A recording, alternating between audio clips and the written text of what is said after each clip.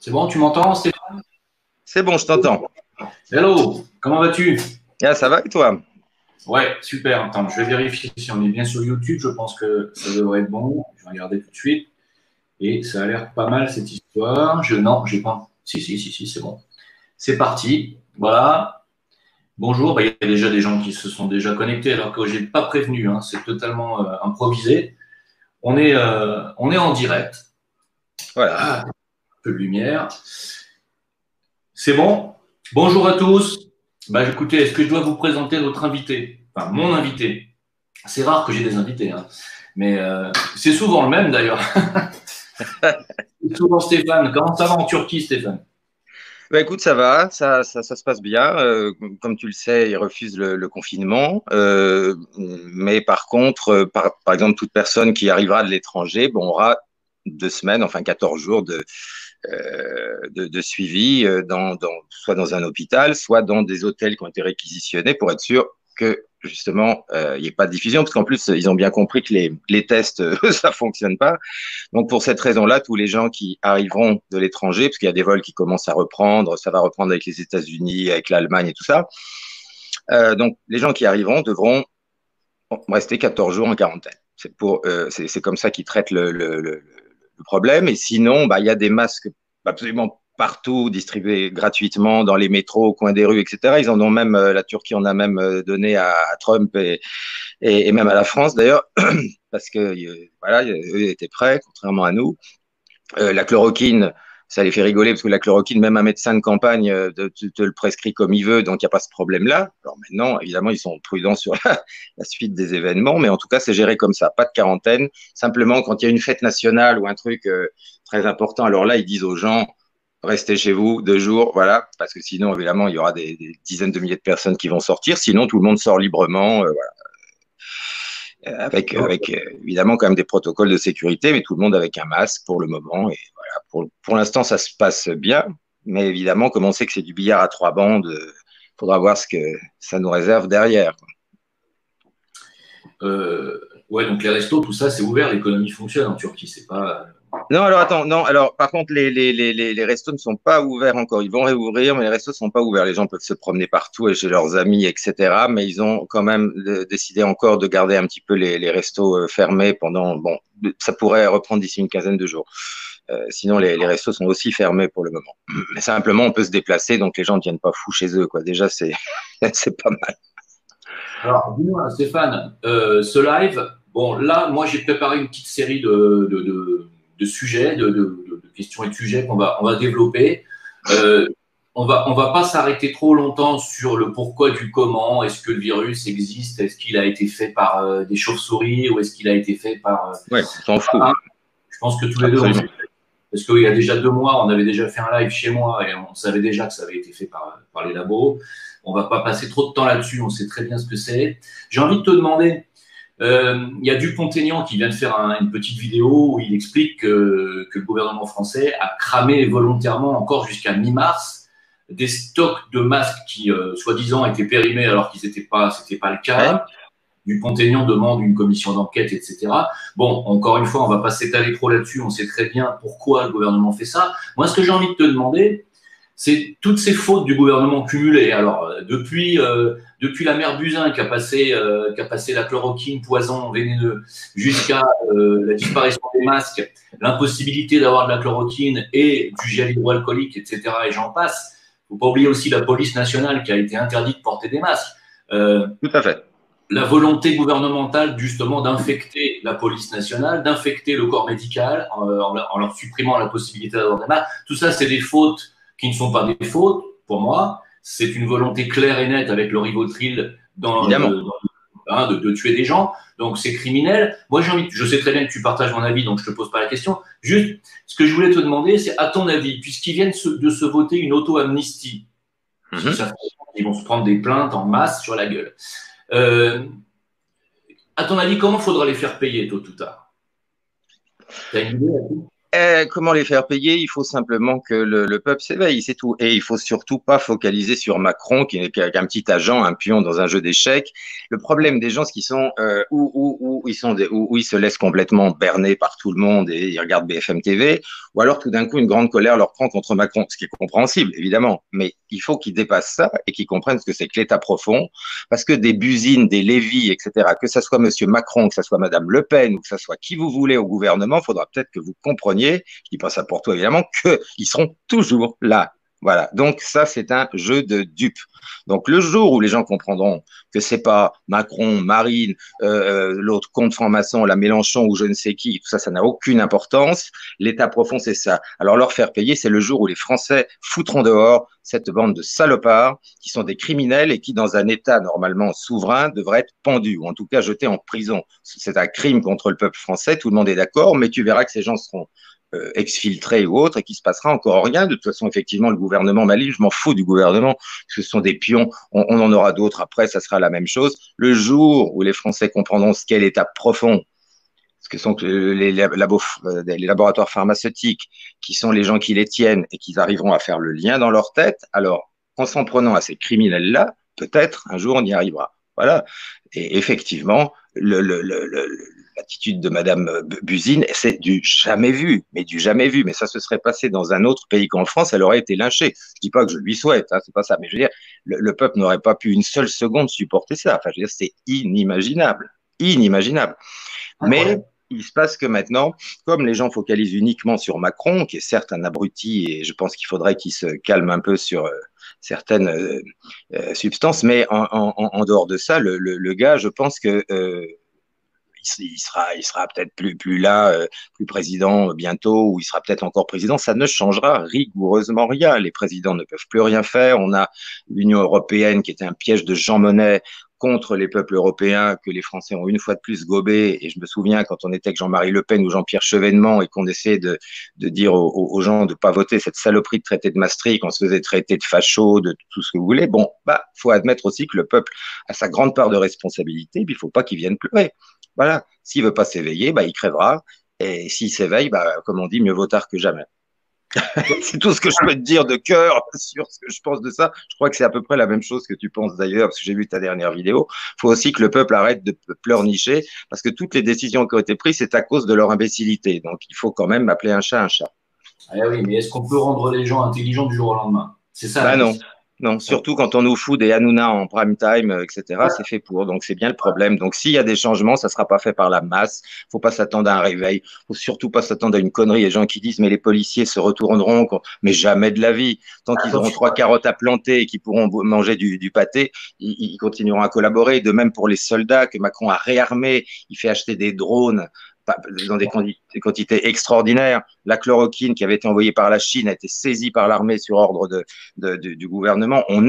C'est absolument imaginable. C'est une guerre contre les peuples, comme disait Claire Sévrac, qui d'ailleurs est morte pour l'avoir dit, entre parenthèses. Oui. Et on est là. Bon, voilà. Alors après, s'il y a 3 cellules qui tiennent chez les Français, il serait temps de les bouger. Attention, Stéphane, quand même, quand tu parles d'Hanouna, tu parles du futur président, quand même. Hein ah bah c'est possible. Mais moi, j'avais dit d'ailleurs, j'avais fait un message rigolo mais sérieux en même temps, enfin parce qu'on en est là, qu'on aurait peut-être un deuxième tour à Hanouna Zemmour, parce que c'est là maintenant de toute façon. On est là. Hein. Donc pourquoi pas? Mais pourquoi pas? Ça serait drôle en même temps. Pourquoi pas? Hanouna président, allons-y. Au moins, ça sera clair jusqu'au bout. Bon là, voilà. Ou Zemmour qui est relayé par, comme j'ai dit dans ma vidéo hier soir, qui est relayé par le mur officiel, par Netanyahou lui-même. Netanyahou relaie Éric Zemmour sur CNews. Bon, je veux dire, après ça, il y a encore des gens. Moi, je suis pas nationaliste, comme tu sais, je suis souverainiste, même s'il y a des abrutis qui m'insultent. Je n'ai jamais été nationaliste, je suis ultra souverainiste. Bon, peu importe.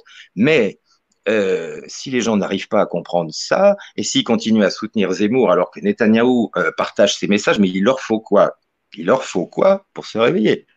Hein, là, c'est désespérant. Mais Zemmour nous dit lui-même qu'il n'est pas sioniste. C'est bizarre quand même. Il a, oui, c'est ça, il est pas sioniste. Il vante les. Bon, c'est un Sayan, évidemment, on le sait bien. Il a été mis en place par le système des Sayanim pour faire taire Soral et pour faire taire des gens qui pouvaient aller un peu dans ce sens-là, mais en allant jusqu'au bout, c'est-à-dire en montrant les causes qui nous a amenés là, hein, et c'est pas Mohamed et c'est pas Tarek. Zemmour fait juste le sale boulot de faire monter la haine sur tous les musulmans sans aucune distinction pour essayer d'arriver à une guerre civile. Bon, voilà, ça, il est payé pour ça, il est là pour ça, il suffit de lire ses livres pour le comprendre. Hein. D'ailleurs, aujourd'hui, à l'heure où on est, en France, est-ce qu'on risque plus à violer une femme ou agresser un enfant ou même carrément faire des actes de pédophilie, ou est-ce qu'on risque plus à insulter Zemmour dans la rue? Ah bah on risque plus à insulter Zemmour dans la rue, puisque de toute façon c'est très très clair. Alors moi, je dis bien, moi je suis pas pour ce genre de méthode, je suis pas pour qu'on agresse les gens, jamais. Mais c'est absolument incroyable quand on pense que le nombre de Français qui se font agresser dans la rue, ils vont à la police, on leur dit d'aller se faire foutre, enfin il y a rien qui... Et là simplement parce qu'un mec a mal parlé à Zemmour dans la rue sans le toucher, sans rien du tout. C'est voilà, c'est la révolution, c'est le président de la République appelle Zemmour. Bon, c'est juste un message des Sayan et qui dirigent ce pays et qui l'occupent pour montrer aux goïms restez bien à votre place, fermez bien votre gueule parce qu'aucune petite incartade, la plus petite soit-elle, ne sera tolérée. Bon, si les gens l'ont pas encore compris, il serait temps de se réveiller. Exactement.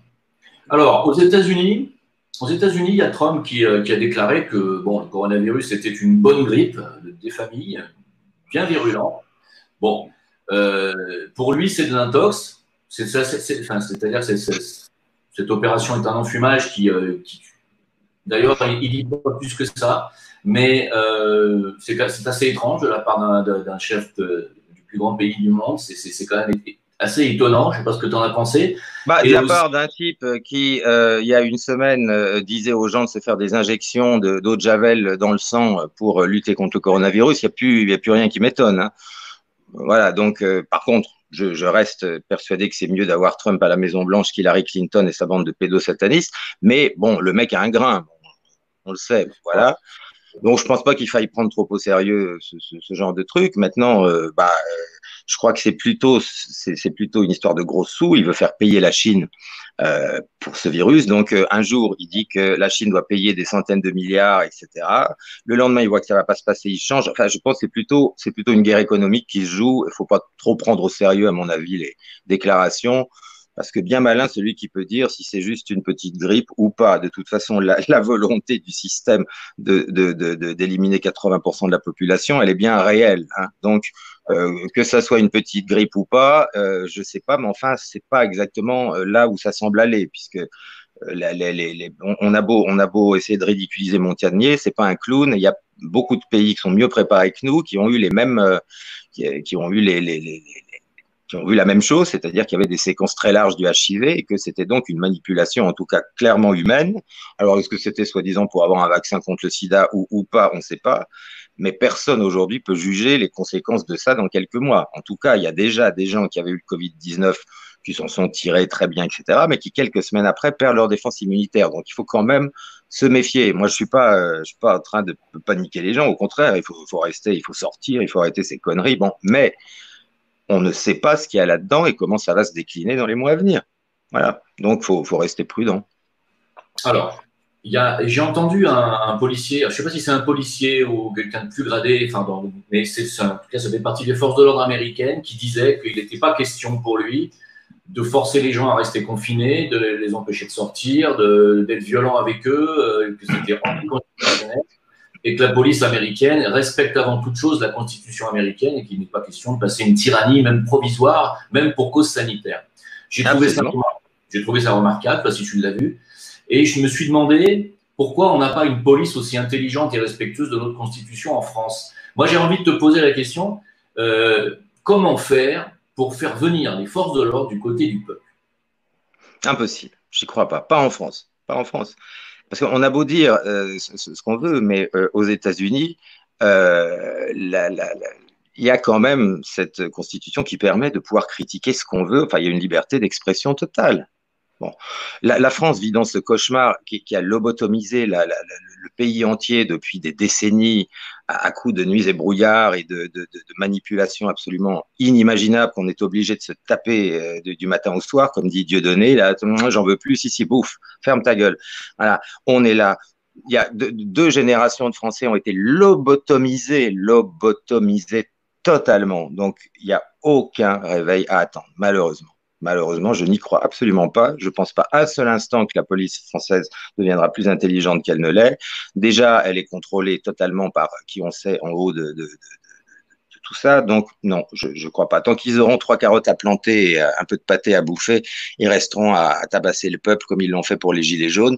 Et comme ce sera peut-être pas suffisant, Macron a déjà prévu avec l'armée. Donc, j'y crois pas un instant. Pourtant, je suis de nature positive, mais pas en France.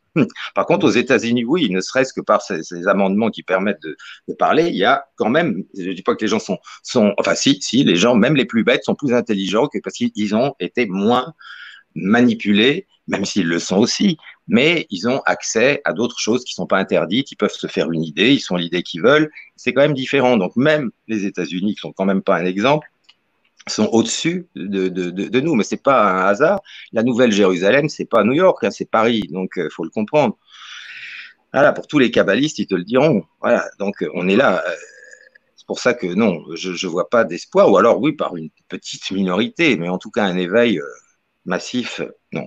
Pas un instant, je n'y crois. Ah, eux, ils sont plus près de leur constitution au niveau des libertés individuelles. Nous, on est censé être le pays des droits de l'homme, mais aujourd'hui, ils ont disparu. Hein. Tu peux plus dire un mot, tu peux plus rien faire, tu peux plus partager un message. Une femme qui avait mis une pancarte Macronavirus, il y a les flics qui sont venus chez elle, qui l'ont jeté en taux. Enfin, je veux dire, on est dans une dictature dont même Staline aurait rêvé. Hein, en fait. Voilà, donc c'est la France. Donc. On va en parler, attends, on va en parler. Justement, j'allais te dire, tu as vu, il y a le site du gouvernement Desinfox Corona qui est là pour dire aux gens ce qui est vrai et ce qui n'est pas vrai. Bien sûr. Alors, il faut faire très attention aussi. Tiens, j'en profite pour dire un truc, je pense que tu le sais. Il ne faut surtout pas que les gens aillent.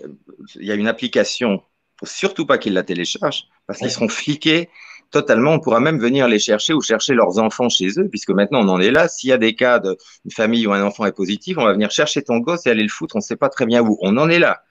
Et crois-moi bien que là, que ce soit la police ou l'armée, elle va obéir. Donc on en est là. Alors ne téléchargez pas cette merde déjà. Et puis défendez-vous comme vous pouvez. Je ne sais pas si tu as vu qu'on ne pourra plus sortir son téléphone portable pour qu'on puisse nous tracer, puisque c'est le Mossad et le Shin Bet officiellement qui sont chargés de ça. Donc, c'est pour savoir où tu es, tu sortiras avec ton portable. Si tu as un contrôle et que tu n'as pas ton portable, on ne te demandera pas là, tes papiers, ou ton passeport ou ta carte d'identité, on te demandera si tu as ton portable. Tu n'as pas ton portable, on te foutra un bracelet électronique immédiatement, comme les prisonniers, pour savoir exactement où tu te trouves et pour que tu respectes les distances de sécurité et qu'on sache à chaque instant où tu es. On est là. Les gens ont du mal à le gober, mais tout ça, c'est officiel, ça a été voté. Voilà. Exactement. Et d'ailleurs, j'en profite pour dire aussi, la dernière mise à jour de l'iPhone, la 13.5, elle contient aussi le logiciel de traçage. Donc, moi, je suis très emmerdé parce que j'ai un iPhone et donc je ne vais pas le mettre à jour. Mais combien de temps on va tenir sans la mise à jour? La question est là. Donc, ça veut dire que tôt ou tard, on va bien être obligé d'être dans leur maille.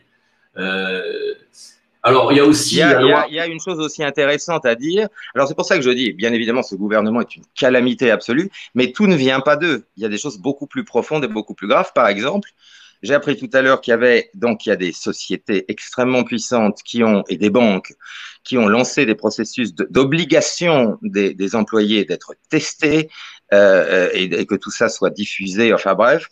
Et bizarrement, enfin c'est pas si bizarre que ça, pour le coup, ça a été refusé par le ministère du Travail. Donc, quand pour une fois ils font une chose de bien, il faut quand même être honnête, parce que c'est plus compliqué que ça, nous on le sait. La pression de ces lobbies est absolument effrayante, et finalement, quand même, pour l'instant, ça a été refusé. Donc, c'était Eolia, je sais plus, enfin un tas, et puis des banques qui ont fait ça et qui obligeraient, on n'a pas le droit d'obliger quelqu'un à partager ses données de santé, c'est totalement incroyable. Ils sont en train d'exiger que les médecins rompent le secret médical, c'est terrifiant. Bon, et là, pour le coup, il faut être honnête, ça a été quand même refusé pour le moment par le ministère du Travail, mais tous les lobbies qu'on connaît sont en train de faire le forcing et ça va finalement passer. Et en plus, la réponse des sociétés qui avaient lancé déjà ces tests, ça a été de dire, bon, on s'en fout de ce que dit le ministère du Travail, on continue les tests. Voilà, et ça, je sais de quoi je parle. Donc, on en est là. C'est pour ça que je dis aux gens, bien sûr, ce gouvernement, c'est la merde, mais voyez au-delà, parce que ce qui se passe, ça dépasse très largement des ministres ou un gouvernement, quel qu'il soit. C'est beaucoup plus large. C'est le système, c'est l'état profond qu'il faut attaquer, et c'est ces sociétés infectes, infernales. Bon, voilà. c'est tout. Bon, alors, soyons clairs, là, on est dans le vif du sujet, c'est-à-dire là, on est en train d'expliquer aux gens le véritable but de cette pandémie. Ça sert à ça. C'est-à-dire que même le dépistage qui va arriver va servir à potentiellement vous isoler, potentiellement vous vacciner de force et enlever vous séparer de votre famille. Hein. Ça a servi à ça. Tout à fait. Et oui. Et donc, c'est pour ça que, d'ailleurs, j'avais envie de dire, avec la loi Avia qui arrive, qui va être votée, la loi Avia, la loi de censure sur Internet contre le complotisme, on est en train de dire va bientôt être appliquée, on ne pourra plus parler. Hein. Bien sûr. Et je pense que même, ils pourront venir nous chercher nous-mêmes et nous isoler. Hein. Tout à fait. Voilà. Il y a déjà des camps, on le sait depuis des années, qui ont été, qui ont été faits par les militaires, qui sont prêts. On en est là. Bien sûr.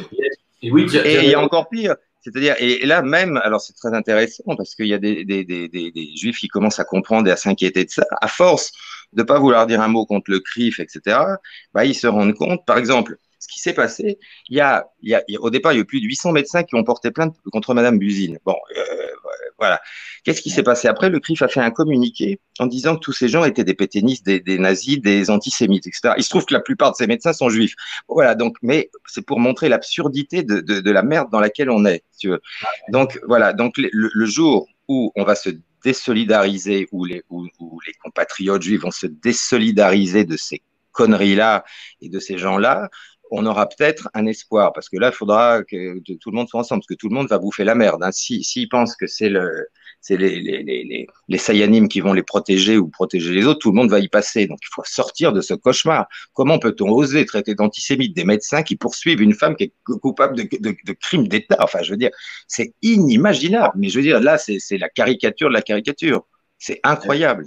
C'est incroyable. Voilà.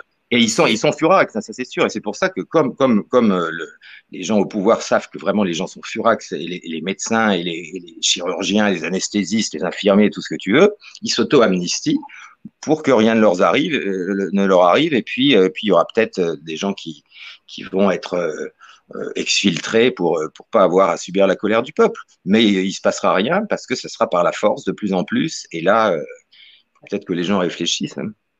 Il y a, en Belgique, il y a Didier Reinders qui réclame une loi de 5 000 € pour les gens comme nous et de la prison ferme. C'est bien, moi je trouve que c'est pas mal. Oui, bien sûr, bien sûr. Bon, ça le retombera dessus de toute façon au fond, au final. Mais c'est sûr qu'en attendant, bon courage, quoi. De toute façon, il n'y aura pas de recul. Maintenant, ils sont à découvert complètement. Donc, ça sera juste par la force. Hein, ça risque pas de s'arranger. Si le réveil était venu plus tôt, mais bon, on sait. Voilà.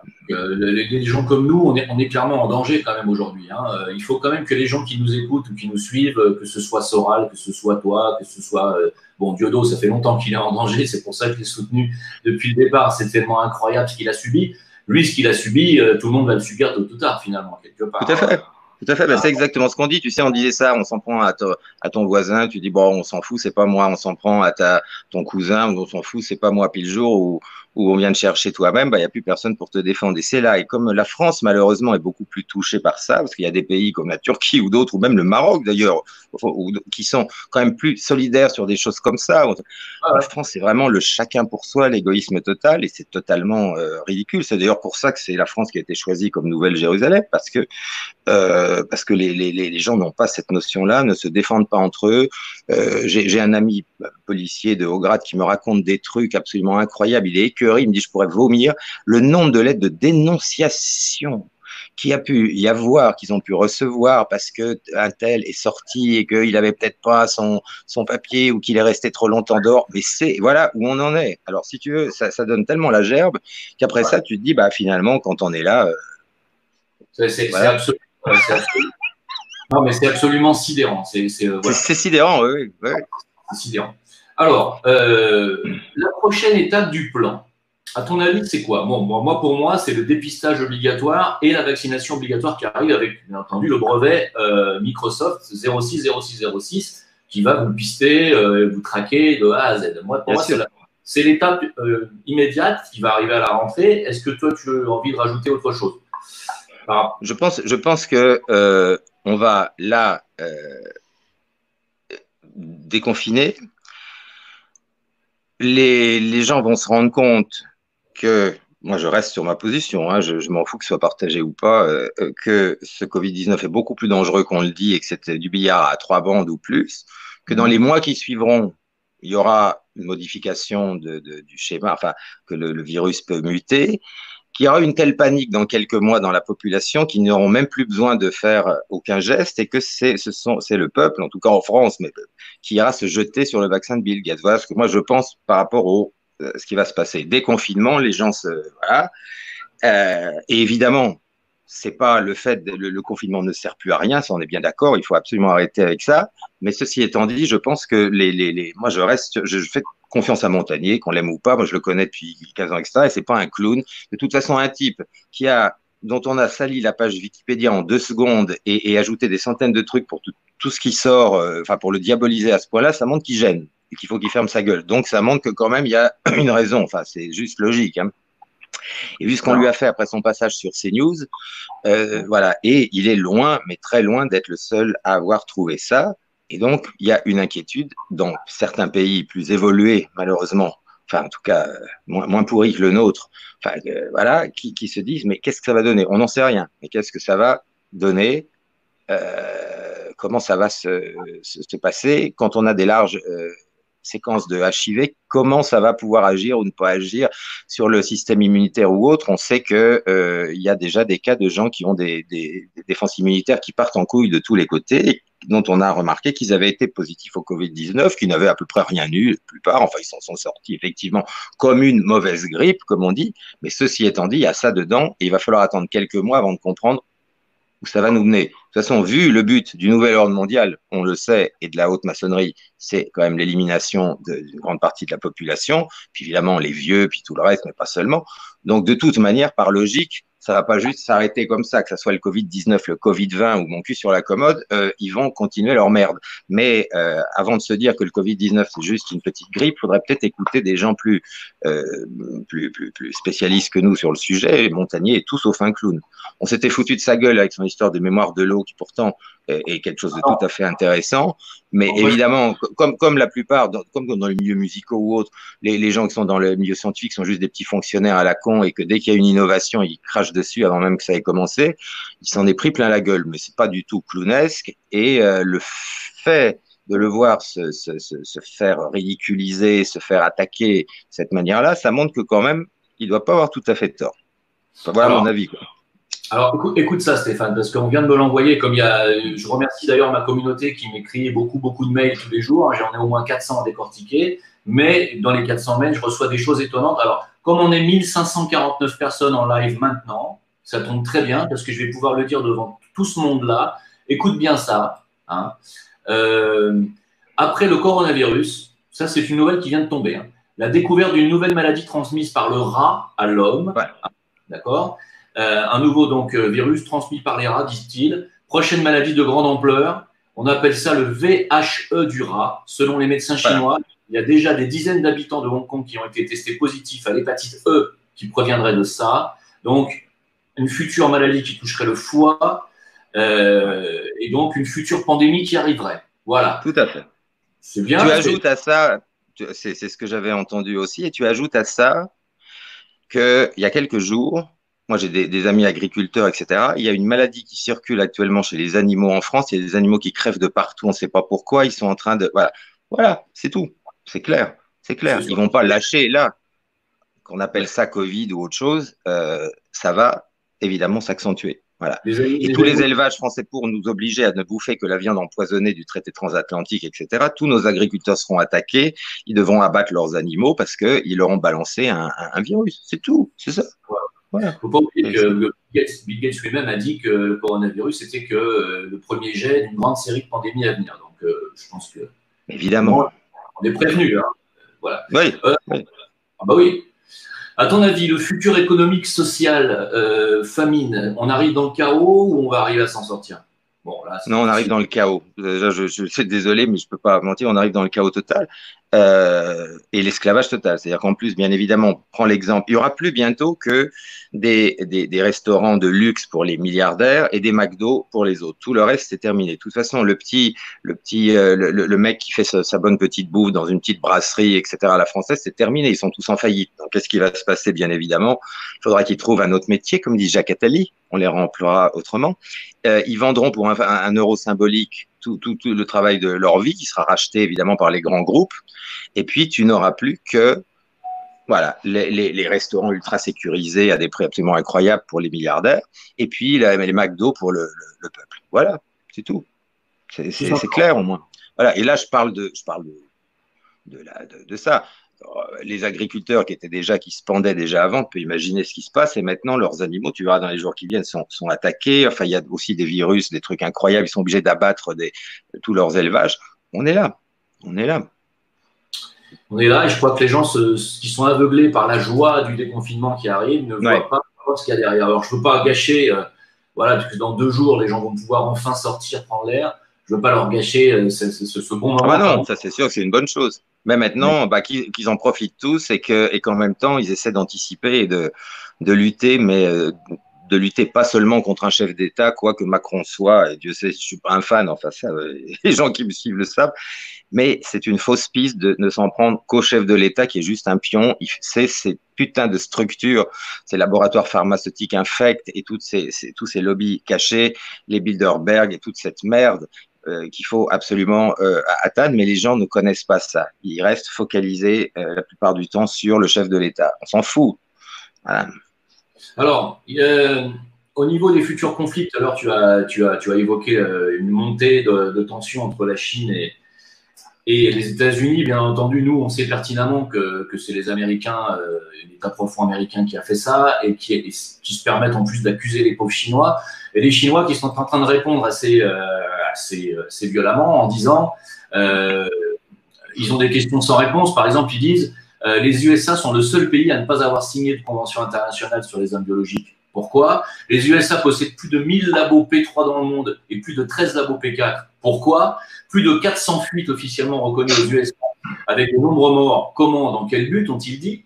Et ensuite, derrière, bien entendu, la situation devient très sérieuse parce que les USA veulent venir à Taïwan pour servir de plateforme militaire pour éventuellement une petite attaque militaire sur la Chine. Donc, le 20 mai, ça va être très chaud parce que c'est une où Taïwan va devoir se positionner par rapport à ça.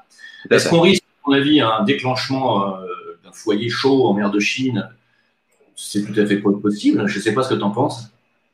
C'est possible. Je pense que ce ne sera pas tout de suite parce que la diplomatie chinoise est très habile. Donc, effectivement, les tensions sont absolument épouvantables. C'est une guerre, mais les Chinois sont assez malins. Ils ne vont pas le montrer. Je ne pense pas qu'il y aura d'annonces absolument spectaculaires pour nous. Mais tout se joue évidemment par des agents, on peut imaginer, ils sont tous en alerte.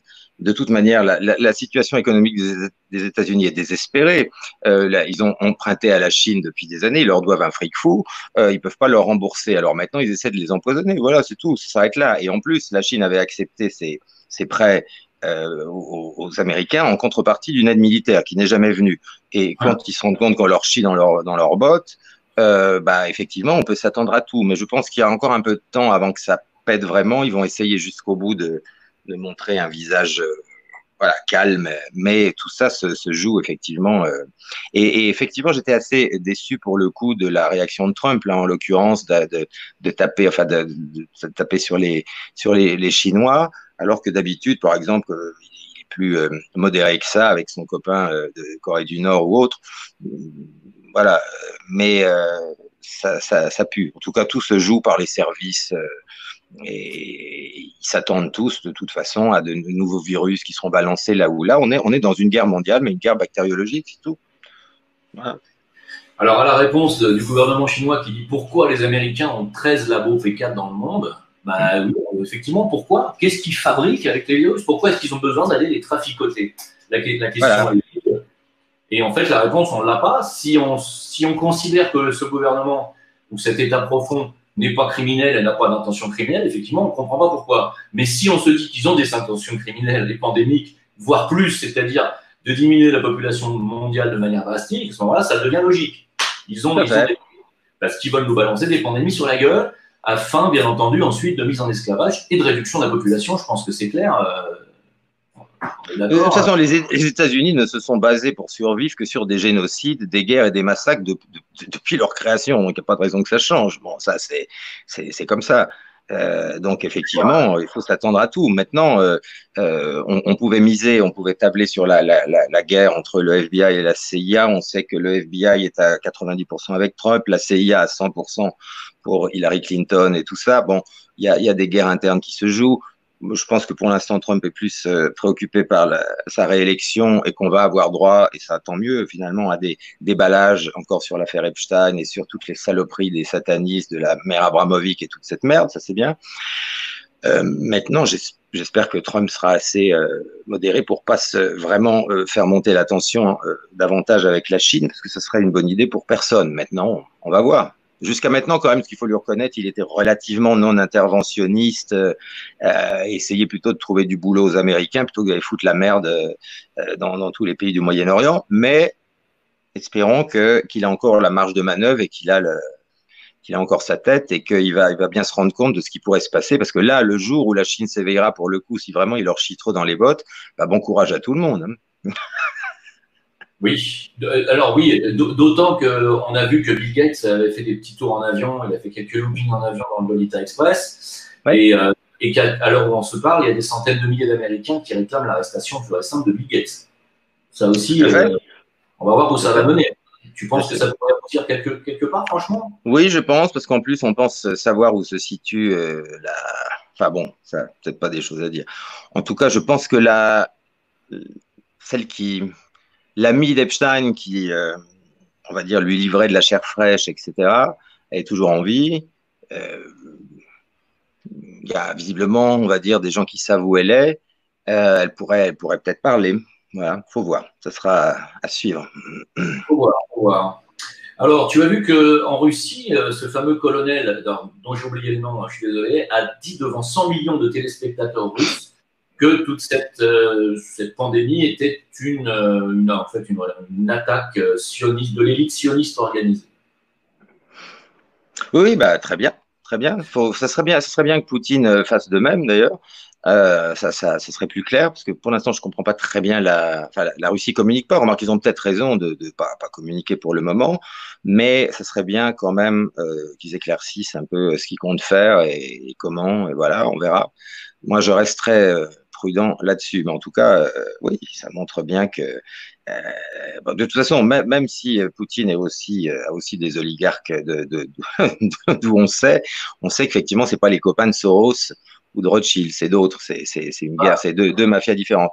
Bah, c'est très bien qu'il ait dit ça et bah, on verra comment Poutine réagira. Voilà. Pour l'instant, il n'y a pas, à ma connaissance, il n'a pas vraiment parlé. Il y a un fake absolument grotesque qui circule, que des complotistes de point zéro balancent partout, un faux discours de Poutine. Pour les gens qui parlent pas russe, le mec parle de toute autre chose et on fait croire que le nouvel ordre mondial est en train de tuer tout le monde, mais mon Dieu, que faites-vous, etc. Bon, tout ça, c'est un fake, hein, faut le savoir. Ça, on peut pas partager ça, sauf à se ridiculiser.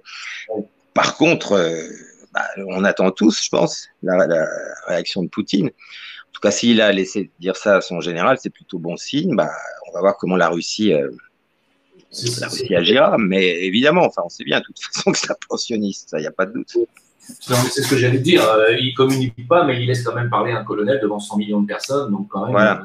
c'est une volonté de communiquer. Et surtout, alors, d'abord, primo, moi, j'avais partagé sur une vidéo YouTube cette allocution du colonel russe. Ma vidéo a été supprimée tout de suite par YouTube. Et elle vaut la fermeture de 3 jours de votre Facebook si vous la relayez sur votre Facebook, juste pour vous dire. Voilà. Hein.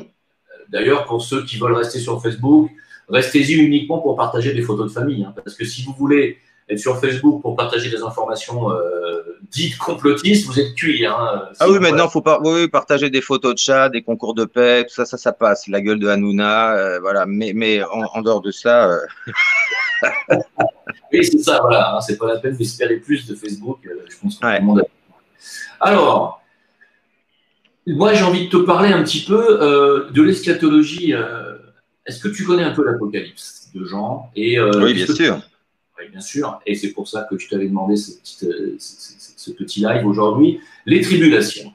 Est-ce que pour toi, ça a commencé?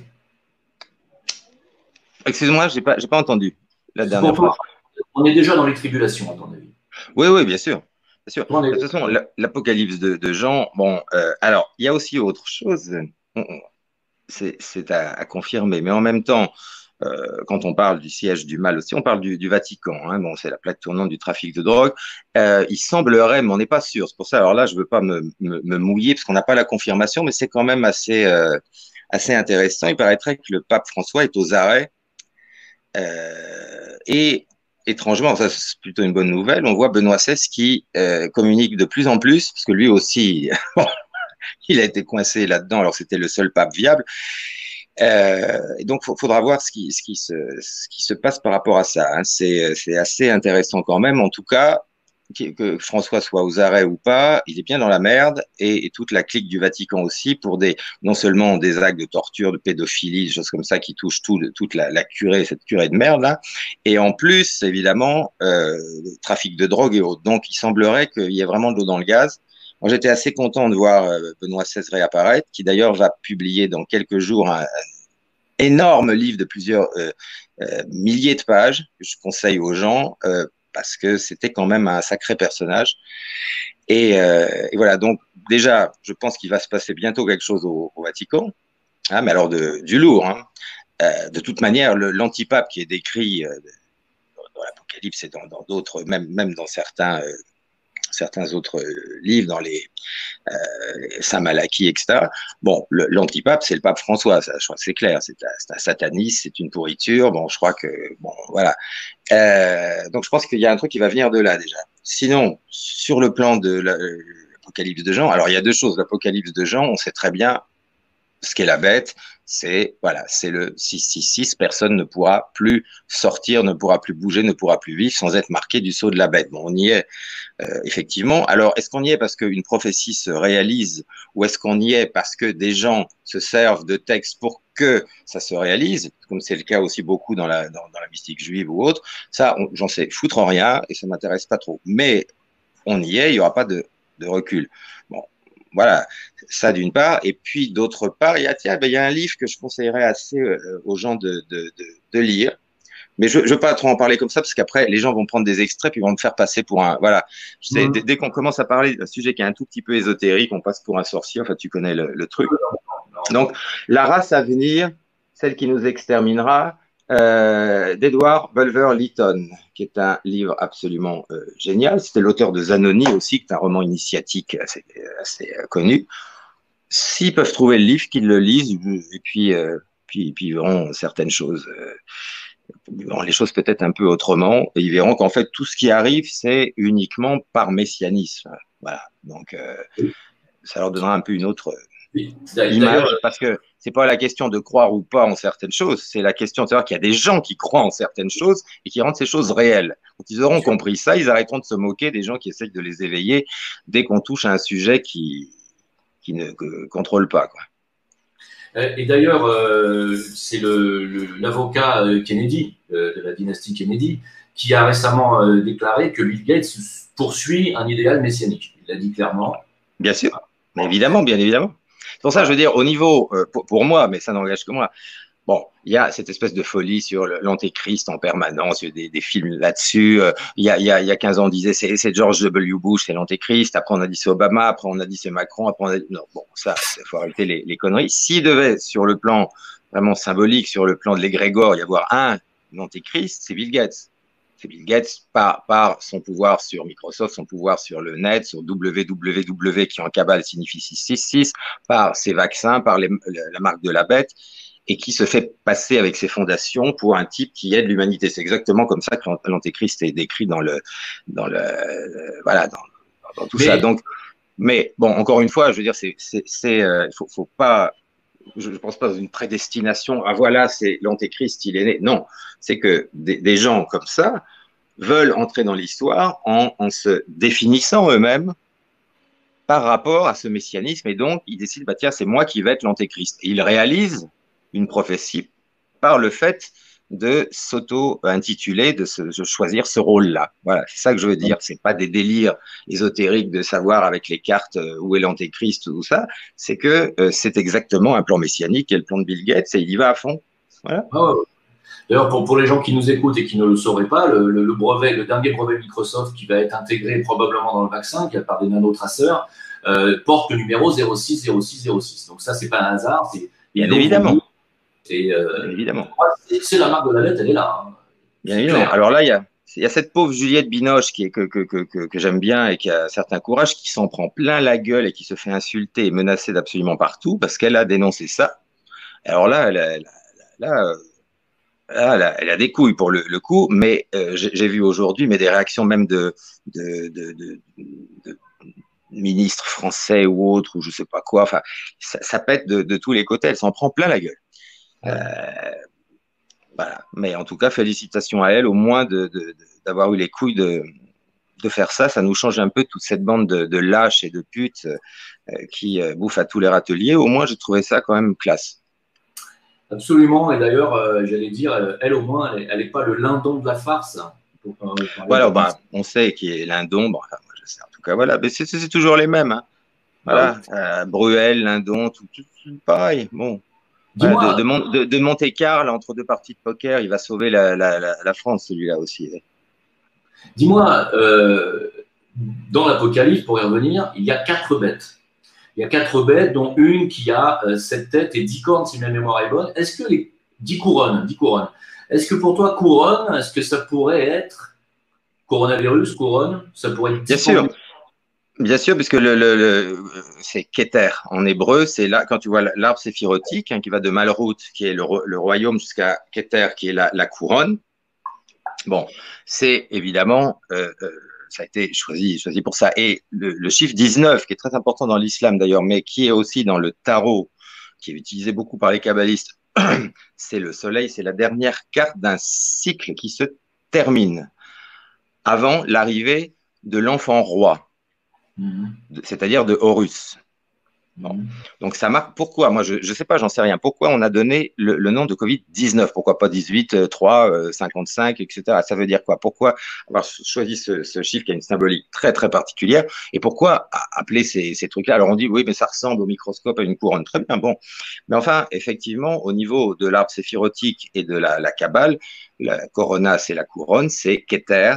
Et c'est quand tu ajoutes avec les sentiers, etc., quand tu as le chiffre 19 qui est là, c'est la fin totale d'un cycle, d'une civilisation et l'arrivée d'un nouvel éon. Voilà, c'est-à-dire comme on a eu l'ère d'Isis, d'Osiris, etc., maintenant on a l'ère d'Horus. Bon, c'est un retour au paganisme et voilà, des choses qui venaient de l'ancienne Égypte, qui ne sont pas forcément mauvaises en elles-mêmes, mais qui, par rapport aux gens qui s'en servent est très mauvaise parce que pour eux, c'est vraiment le chaos, la destruction de toutes les civilisations précédentes pour autre chose. Horus, c'est l'enfant roi. Voilà. Bon. Et on est maintenant dans des choses comme ça, alors que les gens, ils prêtent attention ou pas. En tout cas, ceux qui nous dirigent, eux, ils prêtent beaucoup d'attention. C'est ça que je veux dire.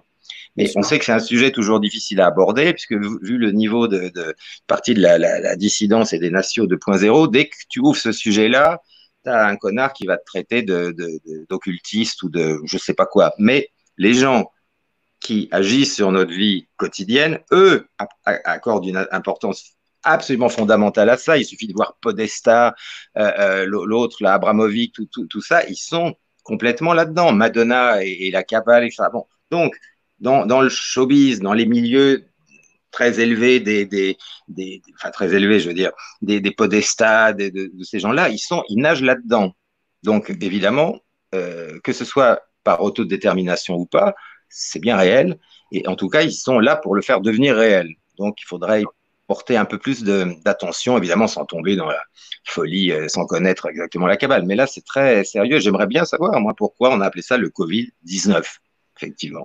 Il y en a qui disent 19 parce que lettre 1, le A, lettre 9, le I, intelligence artificielle, AI. Bon, oui. Oui, ça, j'y crois pas tant. Il suffit plutôt regarder le tarot et vous verrez que bah, attends, c'est pas très grave. Je sors de l'image une seconde. Je vais te le montrer par moi-même. Je pense que ça vaut le coup. Bouge pas. J'avais pas prévu, mais voilà. Bien sûr. Et aussi, il ne faut pas oublier qu'on est en train de passer d'une ère à une autre. Hein, astronomiquement parlant, on va sortir de la constellation du Poisson pour rentrer dans la constellation du Verseau. Et ce sont des ères qui durent à peu près 2000 ans.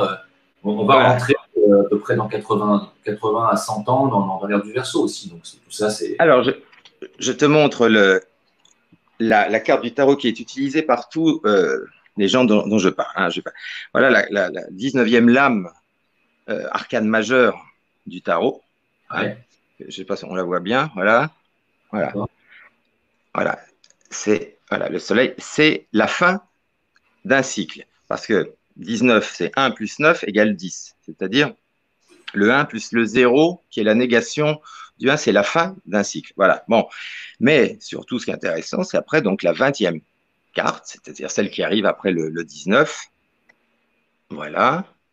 Et là, c'est l'enfant roi, le nouvel éon, etc., etc., etc. Bon. Et ça, je sais qu'il y a des gens qui vont se dire, mais de quoi il nous parle? Mais pour ces gens-là, c'est très, très, très, très important. Et à mon avis, c'est pour ça qu'ils ont choisi le chiffre 19 pour ce Covid.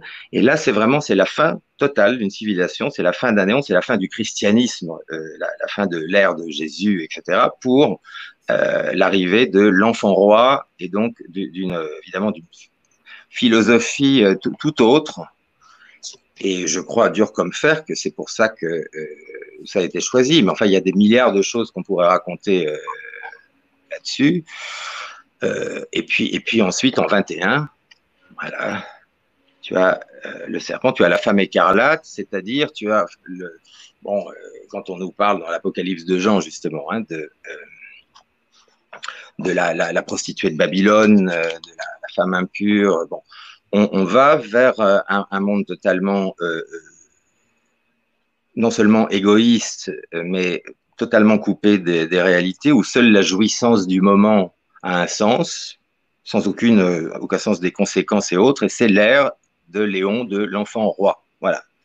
Alors, c'est ce que je pense. Ce que tu viens de nous montrer me fait penser à la couverture de The Economist 2017. Ouais. Je ne sais pas si tu te rappelles de cette couverture. Pas bien, mais j'avais vu effectivement Alors, attends, je vais essayer de l'agrandir parce que je l'ai là sur mon téléphone. Alors, en fait, The Economist 2017, je ne sais pas si on voit bien là. Alors, en fait, ici, ici, cette carte-là, ici, tu vois les gilets jaunes, là, sur celle-là. Donc, ça, on ouais, j'avoue que je vois très mal là. Essaye de le mettre un peu plus près, mais oui, enfin, ça, je me souviens que j'avais plus ou moins vu cette photo. Voilà. D'ailleurs, ça vaudra le coup, tu me l'enverras après, je re-regarderai, etc., sur le plan symbolique. Mais là, tu vois, justement, ils se servent du tarot, mais pas du tarot des initiés. Ou pas, voilà, là, ils se servent, je crois que c'est le tarot de Rider-Waite dont ils se servent. Regarde, attends, juste une seconde. Tu as les gilets jaunes. La carte d'après, c'est ce que tu nous as dit, celle-là, c'est la mort, où tu vois une bombe atomique avec la mort et les gens qui sont morts par terre. Et la carte d'après, The Magician. Voilà. Roi, qui a apparemment le pouvoir de multiplier les maisons avec un sceptre de pouvoir. Et la carte d'après, on voit les hommes politiques et les femmes politiques enchaînés, et ça s'appelle la roue de la fortune, et on voit donc l'éclair qui s'abat sur le monde politique et sur les yeux démocratiques. Ouais, c'est assez marrant. Voilà, tout à fait. Ça correspond. C'est pour ça que je dis, il faut absolument y attacher beaucoup d'importance parce que, alors là, tu vois, ça c'est la roue de la fortune, justement. Hein, alors c'est connu dans la mystique juive, hein, les midrash, etc. Bon, là, on est vraiment dans une guerre. Tu as Enoch, tu as Métatron, tu as tout ça. Que les gens y croient ou pas, c'est pas le problème. Pour les gens qui nous dirigent, c'est vraiment ça. Donc après, c'est pour ça que les gens ont du mal à comprendre ce qui se passe, parce qu'il faut bien voir que ces gens sont illuminés, mais pas au sens de terme des illuminés de Bavière, qui, quoi qu'on en dise, n'existent plus depuis bien longtemps, mais c'est effectivement, ce sont des gens qui se croient mystiques. À mon avis, ils sont ni mystiques ni rien du tout, mais ils sont totalement investis de cette mission-là. Ils sont messianiques, point barre. Voilà. Point barre. Alors justement, ils suivent un idéal qui est talmudique, qui est biblique, ou simplement messianique. Alors, c'est pareil, hein, même à l'intérieur de tout ça, il y a aussi des divergences. Il y a des gens qui suivent des choses différentes. Simplement, ils ont tout le pouvoir, tout le contrôle. Mais sur le plan mondial, qui l'emporte actuellement, oui, bien sûr, c'est totalement talmudique. Par contre, d'un autre côté, il y a des gens qui considèrent que Enoch. D'ailleurs, moi, je conseille à tout le monde de lire ce livre-là aussi. Voilà, tu vois, je profite. Et je pense qu'ils auront un sacré choc. Alors ça, c'est pas le Talmud. Ça, c'est un livre passionnant, mais faut s'accrocher. Voilà, c'est le livre d'Enoch, hein, le livre hébreu d'Enoch. Je pense que sans avoir lu ça, on peut pas avoir la moindre idée de ce qui se passe. Voilà. Et ça, par contre, le livre d'Enoch, c'est pas le Talmud. Hein. Il y a deux branches. Il y a les talmudistes qui poursuivent l'agenda qu'on sait. Le livre d'Enoch, c'est assez différent. Quand tu le lis, tu as une confirmation quand même d'une chose. Alors là, on va partir sur des sujets maintenant. Je te dis pas ce que je vais prendre dans la gueule. On va me traiter de fou, mais j'en ai rien à foutre. Qui considère que ne serait-ce que l'ancienne Égypte telle qu'elle a été, enfin pendant 430 ans avant que les personnes, on va dire, se fassent dégager, mais que l'ancienne Égypte est une preuve en elle-même de l'existence des extraterrestres et que les pyramides elles-mêmes étaient des vaisseaux, ce qui n'a jamais été démenti par les scientifiques, parce qu'encore aujourd'hui, on attend de savoir comment ils ont construit ça. Il suffit de regarder les hiéroglyphes, il y a des choses quand même assez intéressantes. Et dans certains milieux extrêmement fermés, le Aivas, par exemple, ou le Sirius, enfin tout ça, ça a beaucoup d'importance pour eux. C'est des gens qui te disent très sérieusement, qui parlent régulièrement avec cette planète qui aurait essayé, quand on nous dit que les géants se sont accouplés avec nos femmes, on parlerait d'une expérience biologique qui aurait amené une forme de vie sur Terre qui serait, bah, voilà, alors je peux en dire plus, j'en ai déjà dit assez, on va me traiter de fou, mais en tout cas que ce soit vrai ou que ce soit pas vrai, à la limite on s'en fout. C'est pris très très très au sérieux par des gens qui sont nos dirigeants et qui considèrent qui communiquent régulièrement avec des êtres de Sirius, que tout ça c'est bien réel, voilà. C'est tout. Après, en tout cas, eux le pensent. De toute façon, pas plus. Il faut que les gens lisent, hein, il faut qu'ils relisent la Bible, il faut qu'ils lisent des choses, hein, parce que c'est écrit depuis longtemps. Évidemment. Voilà. Évidemment. Tu as même dans les mémoires, moi je suis étonné, parce que tu as même dans le deuxième volume des mémoires de Winston Churchill, tu sais que j'ai pas une grande, je détestais ce salopard-là, mais ça c'est autre chose. Mais cela dit, il y a plusieurs pages où il parle de ses premières communications avec les extraterrestres. C'est pas une blague, hein, ce que je te dis. C'est passé. Alors il n'y a pas eu un article là-dessus. Alors évidemment dans un gros pavé comme ça, tu sais, les journalistes de toute façon ils lisent jamais les livres qu'ils présentent, mais il parle des premières communications avec une race extraterrestre, etc., en 1942 ou un truc du genre. C'est Winston Churchill qui le dit, hein, c'est pas les milieux complotistes. Donc moi, je reste neutre là-dessus parce que je sais que c'est le meilleur moyen de s'en prendre plein la gueule et de se faire traiter de dingue. J'ai pas d'opinion là-dessus.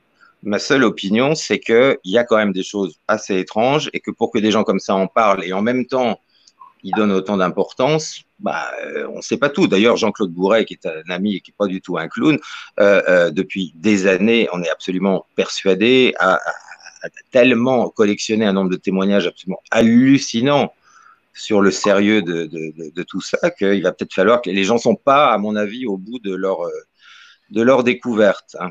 Voilà.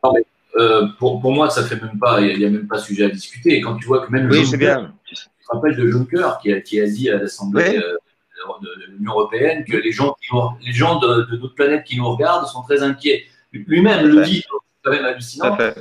Alors, est-ce qu'ils sont en contact avec une certaine civilisation? Ça ne serait pas étonnant. Il ne faut pas oublier qu'il y a eu des rencontres entre le gouvernement américain et à partir de 1947, il y a eu des rencontres qui ont été relatées dans le film de Spielberg, rencontre du troisième type. Bon, tout ça, c'est sur des dossiers qui sont classés, voilà, on le sait. Bon, évidemment.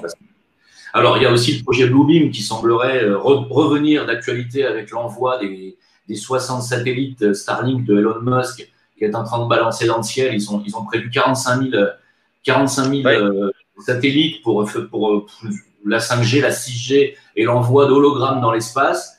Enfin, on y arrive, hein, de toute façon. Voilà. Elon Musk, il va falloir drôlement se méfier de celui-là, hein, moi je vous le dis. C'est clair, on est d'accord. On est d'accord. Ouais. J'ai envie de te dire, bon, puisque on est parti là-dessus, mais on va revenir un petit peu, dans l'actualité juste 2 secondes. Les cathédrales de France, les lieux chrétiens français, notamment les cathédrales et certaines églises, sont construites, tu le sais, d'après le nombre d'or. Elles ont une certaine vibration. ce qu'on appelle des hauts lieux sacrés. Et en France, on a depuis peu de temps, depuis quelques années, 2-3 ans peut-être, la profanation d'un millier de lieux chrétiens en France, et notamment ce qui a été l'aboutissement a été, bien entendu, comme on le sait, il y a un an, l'incendie de Notre-Dame. Bon, pour nous, pour toi et moi, Stéphane, tu ne fais pas de mystère, pour toi et moi, ça, c'est un rite sacrificiel pour empêcher probablement certaines énergies de nuire à l'arrivée. Absolument. Absolument. Le haut lieu énergétique positif de Paris, c'était Notre-Dame, lié aussi avec un endroit à Montmartre, etc. Maintenant, c'est terminé. Les énergies sont terribles.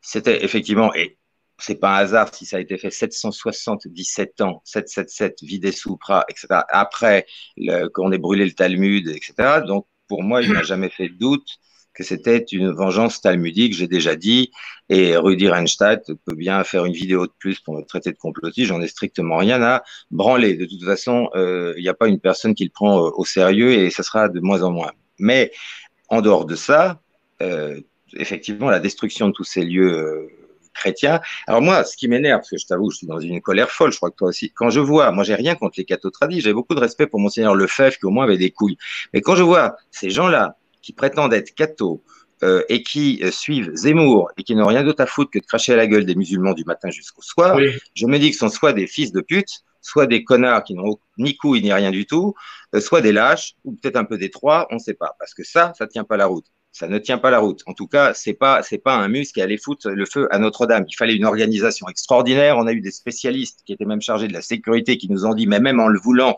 il fallait une organisation extraordinaire. Après, on nous fait le coup du mégot de cigarette. Enfin, je veux dire, on nous aura tout fait. Après, le type qui était spécialiste justement de ça et qui était responsable justement de ça, il est passé une fois sur LCI. Après, le type, ils l'ont fait foutre le camp à l'étranger. Interdiction totale de parler. Bon. On le sait, mais c'est comme ça. Et ça, c'était le déclencheur de la nouvelle ère de la Grande Jérusalem, c'est-à-dire la France. Et ils continueront à détruire des lieux chrétiens. Si ça suffit pas, évidemment, ils vont trouver un produit MK qui va crier Allahu Akbar ou je sais pas quoi, mais même ça s'est pas fait. Je signale quand même en Turquie, on construit actuellement des églises. Erdogan et Poutine inaugurent des églises un petit peu partout pendant que les nôtres brûlent et qu'on a les cathos tradis qui n'ont rien d'autre à foutre que de cracher à la gueule des musulmans tout en léchant le cul de Zemmour et de cette secte. Voilà. Et ça, effectivement, je commence à en avoir vraiment plein le cul. Donc, j'ai pas de leçon à recevoir de cette bande de fumier. Et je leur pisse à l'arrêt. À ceux qui sont, à ceux qui sont dans cette ligne-là. Hein. Sinon, il y a des cathos tradis qui sont très très bien, mais ça ne colle pas. Et ceux qui restent dans cette ligne-là sont des traîtres. Point barre. Voilà. Justement, et je voudrais en rajouter juste une petite couche par rapport à ce que tu dis sur les musulmans. Le fait que dans les cités, les zones de non-droit françaises, les racailles sont totalement impunis par le gouvernement depuis des décennies et qu'on les laisse faire absolument ce qu'ils veulent, c'est pour qu'on puisse facilement derrière leur faire porter le chapeau de tout ce qui est fait au niveau… Évidemment, et en même temps créer une guerre civile. Parce qu'en même temps, bien sûr, toutes ces racailles, ça serait facile en 2 minutes, la police tente, elle les jette en tôle, ça s'arrête là. Non, ils ont des ordres, d'ailleurs des policiers l'ont dit, il y a un policier sur Sud Radio hier qui a dit, on nous a demandé de taper, d'aller très très fort contre les gilets jaunes, d'aller très très fort contre le mariage, les mouvements contre le mariage pour tous, etc. Et là, on nous dit, ne bougez pas. Voilà.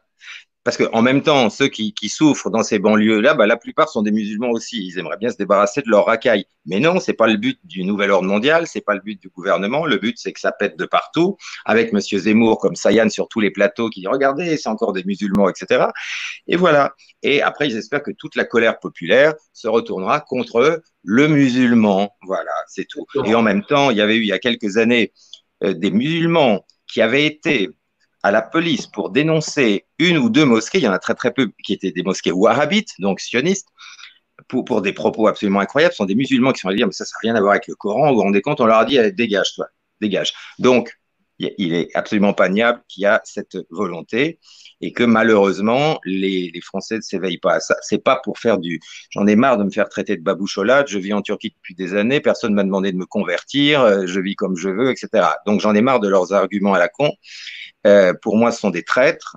Les cathos tradis qui osent soutenir Zemmour et faire semblant de gober ce cirque, même un débile mental comprendrait, faut qu'ils arrêtent, quoi. ou alors qu'ils soient très clairs, ce sont des collabos, des sionistes, ils sont dans le national-sionisme, ils savent ce qu'ils font, ou alors ce sont des cons, ou alors ce sont des lâches. Voilà. Alors, heureusement, ils ne sont pas tous comme ça, mais je dis quand je vois la différence entre ce qu'était Monseigneur Lefebvre, ou même Laguérie, bon, qui avait des couilles, et que je vois ce que devient ce mouvement, c'est quand même extraordinairement inquiétant. En tout cas, ça ne tient pas du tout la route. Donc, même si les mouvements supposés catho-tradis sont aux mains de l'ennemi, bah, bon courage. Mais j'aimerais bien voir des réactions un peu plus couillues de certains d'entre eux, parce qu'il y a des gens sans doute très bien aussi. Je ne sais pas ce qu'ils attendent pour dénoncer ça. Voilà. Et on ne me demande pas de faire de la baboucholaterie, mais ils ne peuvent pas prétendre ne pas savoir qu'il y a un truc qui ne colle pas. Ça, c'est de la lâcheté pure et simple. D'ailleurs, moi, ça fait 14 ans que j'habite au Maroc. Je témoigne que moi, on m'a jamais demandé de me convertir non plus. Et j'en profiterai pour dire, pour ceux qui pensent que c'est les musulmans les problèmes de France, de la France ou du monde, que c'est pas les musulmans qui tiennent les finances, c'est pas les musulmans qui tiennent la politique, en tout cas pas en France. C'est pas les musulmans qui sont à l'Assemblée nationale alors qu'il y a Meir Habib qui est représentant d'Israël. C'est pas les musulmans qui tiennent la pharmaceutique. C'est pas les musulmans qui tiennent la police. C'est pas les musulmans qui tiennent la justice.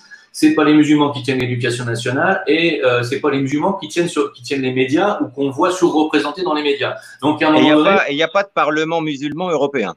Voilà. Donc à un moment donné, il faut arrêter avec les musulmans. Ça commence à faire chier. Et en plus, les millions de morts de toutes les guerres des 30 dernières années, de l'Afghanistan jusqu'à la Syrie aujourd'hui, c'est des musulmans. Donc, oui. Donc il y a un souci, mais c'est insupportable. Alors, dis-moi, j'ai envie de te dire, les protocoles des sages de Sion, venons-en, parce qu'on me demande qu'est-ce que vous pensez de Plancard d'Assad. D'abord, moi j'aime bien, toi aussi je crois que tu l'aimes bien. Absolument. Les protocoles des sages de Sion, Plancard d'Assad nous explique que si c'était un faux, ça serait extraordinaire pour un faux, parce que tout ce qui est décrit dedans, c'est ce qui est en train d'arriver. Donc, tout à fait. Je suis exactement, pour le coup, pour gagner du temps, je suis exactement là-dessus. C'est pour ça d'ailleurs que je le soutenais. Je suis absolument sur la même ligne que lui. Je pense très exactement la même chose là-dessus. Voilà. Ouais. Je pense qu'on ne peut pas dire plus. Moi aussi, c'est pareil. Voilà. Donc, je suis assez d'accord. En ce qui concerne aussi la dernière vidéo d'Alain Soral, elle a été remarquable, je trouve, sur son analyse de la situation. Tout à fait. Il n'y a pas grand-chose à rajouter. Pour moi, la vérité se trouve là, chez ces personnes. Alors, pour toi, et ce sera probablement mon avant-dernière question, qu'est-ce que tu penses de Louis XX? Tu as une idée là-dessus ou... Non, ça m'est égal. Vraiment. C'est-à-dire, je pense de toute façon, quand on voit ce qui est devenu l'action française, qui invite Zemmour aussi, etc., moi, je suis ni républicain, ni royaliste. Je m'en fous. Je pense totalement à autre chose. Une espèce alors, ça pourrait être une monarchie constitutionnelle ou pas du tout ça. L'idéal, pour moi, ce serait effectivement des gens qui soient élus, des gens du peuple élus pour un an et qui ensuite dégagent pour d'autres. Enfin, ce genre de système qui empêche toute collusion, etc. Sinon, ni la République, ni la royauté ne peut nous sauver dans l'état où on est. C'est pareil, pour moi, c'est du vent. Pareil, je ne crois pas non plus au retour à la royauté. Si ça revenait, de toute façon, ça serait pareil, ça serait totalement corrompu par les mêmes et ça serait peut-être encore pire. Donc, moi, je suis effectivement pour qu'on sorte de cette république infecte, ça, on est d'accord. C'est pas pour ça que ça va me donner confiance dans deux, trois couillons qui savent même pas ce qu'ils font, qui se battent déjà entre eux et qui seraient de toute façon totalement contrôlés par les mêmes, peut-être avec encore plus de vigueur. Donc, non. Alors, le Conseil national de transition, tu connais le CNT? Ça te dit quelque chose? Ça me dit quelque chose, mais alors là, je t'avoue que j'ai pas beaucoup j'ai entendu parler, mais je sais pas trop, dis-moi.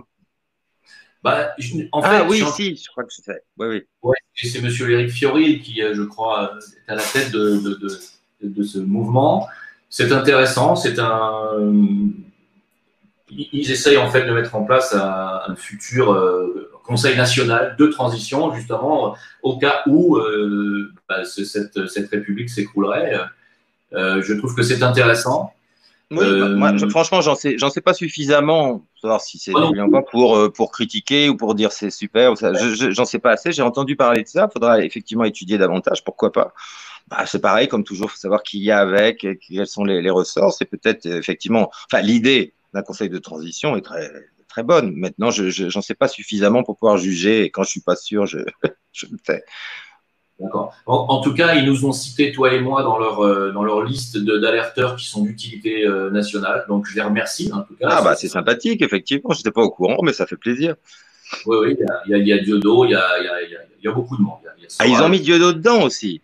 Diodo, Soral, beaucoup de monde, beaucoup de monde. Ah bah quand même, donc ils ont quand même des couilles. Bah tu vois, j'étais pas au courant. Franchement, j'avais entendu parler comme ça. Enfin, le nom me disait quelque chose, mais bah, s'ils ont les couilles de nous mettre nous, de mettre Soral et de mettre Dieudonné dedans, effectivement, il faut un peu regarder. Euh, c'est intéressant. Voilà. En tout cas, On va s'y intéresser, je pense que c'est bien. Dis-moi, dernière question qui risque de durer un peu plus longtemps que les autres, peut-être pas. Selon toi, bon, tu sais qu'Israël vient d'annexer la Cisjordanie, bien sûr. c'est un pays colonialiste, on le sait, qui pratique. Bon, bref, la durée de vie d'Israël tel qu'il est actuellement, à ton avis, c'est combien de temps encore? 3 ans. Ah, toi, tu dis 3 ans, je dis 7. D'accord. Ouais.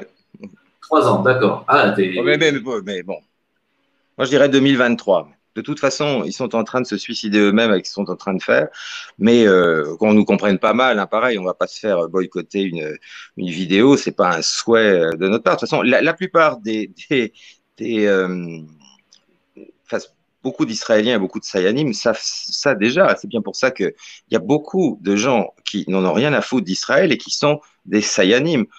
Ils peuvent aller ailleurs. Pour ça, maintenant, on a Paris, capitale de la Nouvelle-Jérusalem, etc. Il y a des fous furieux qui sont prêts absolument à tout, qui sont justement des messianiques, mais tu sais qu'il y a beaucoup de branches dans le judaïsme. Il y en a qui, en même temps, ont effectivement une haine incroyable des goïms, mais qui considèrent que c'est pas à Jérusalem que doivent être les Juifs. Enfin, tout ça, ça ouais. s'enchaîne. En tout cas, vu les décisions qu'ils sont en train de prendre et vu la brutalité de ce qu'ils font, c'est pas possible. Enfin, je veux dire, en plus, ils font n'importe quoi. Ils le font avec une violence inouïe et d'une manière totalement anti-stratégique. Donc, forcément, ils vont s'en prendre une. Enfin, voilà. Et bon, la seule chose positif, c'est que Netanyahou perd chaque jour un peu plus de son pouvoir, même s'il est toujours là, il est tellement enfoncé dans toutes ces infâmes magouilles que même les Israéliens peuvent plus le blairer, ce qui laisse d'ailleurs une ouverture à ceux qui veulent un petit peu se débarrasser de ces fous furieux et de l'autre, la Lieberman, là, le videur de boîte de nuit, le mafieux Khazar et autres.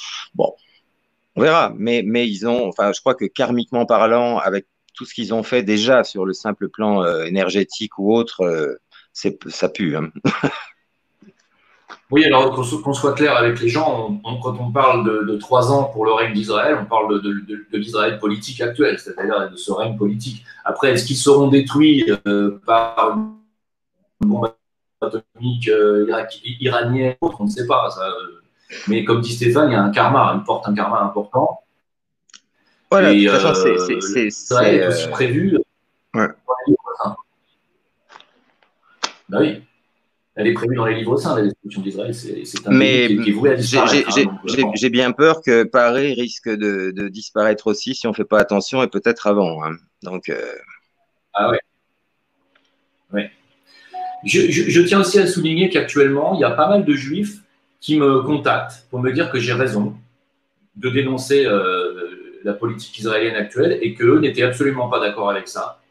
Il y a beaucoup de juifs qui se désolidarisent pardon, ah bah je sais bien, d'Israël. tu prêches un convaincu. Moi, je les mets pas en danger en parlant pas d'eux parce que sinon ils se feraient aussi emmerder, etc. Mais j'ai des amis juifs qui sont très corrects, qui ont bien vu le piège depuis très longtemps et qui nous soutiennent, mais sans trop pouvoir le dire parce qu'ils sont aussi dépendants financièrement pareil, enfin d'un système, etc. Mais qui ont bien vu le piège venir et qui savent très bien qu'ils seront sacrifiés par ces salopards qui se prétendent, enfin tous ceux qui nous traitent de nazis, d'antisémites, etc.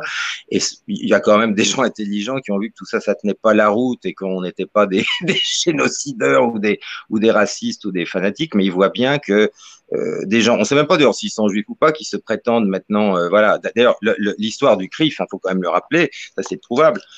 Pour tous les gens qui parlent de la collaboration ou autre, l'ancêtre du CRIF, c'était les premiers. Hein. Donc bon, toute cette blague, il faut arrêter. Effectivement, bah, on espère de plus en plus que parmi les juifs, comme on dit, du quotidien, qui sont pas maqués à toutes ces mafias-là, mais qui prennent leur distance avec avec eux et qu'ils n'hésitent pas à les critiquer. Parce que si justement mettre un terme à ce qu'on appelle l'antisémitisme, ça passerait par là, c'est-à-dire de voir un juif dénoncer des raclures comme BHL ou des gens comme ça, quoi. C'est tout, c'est très simple.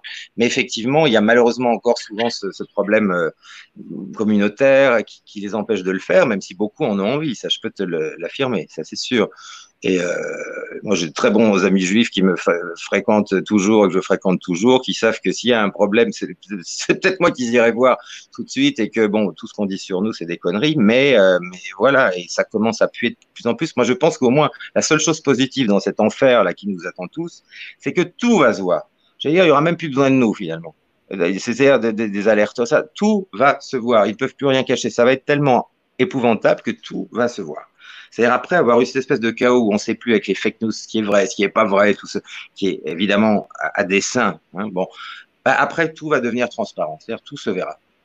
Tout se verra et après, mais tout se verra, mais ça sera évidemment un petit peu tard comme d'habitude, mais tout va se voir sur tous ces mécanismes, toutes ces saloperies, toutes ces mafias, tout ce mensonge et les gens vont par choc finir par sortir du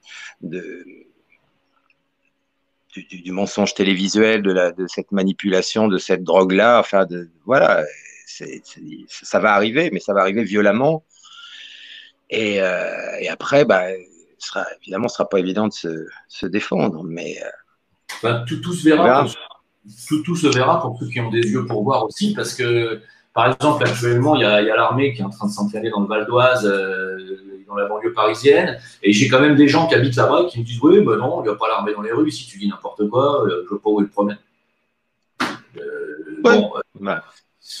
Ils le verront bien, le problème, tôt ou tard, c'est clair. Hein, voilà. Après, qu'est-ce que l'armée française fout dans les rues, fout dans le ciel de la banlieue parisienne avec les chasseurs? Moi, c'est la question.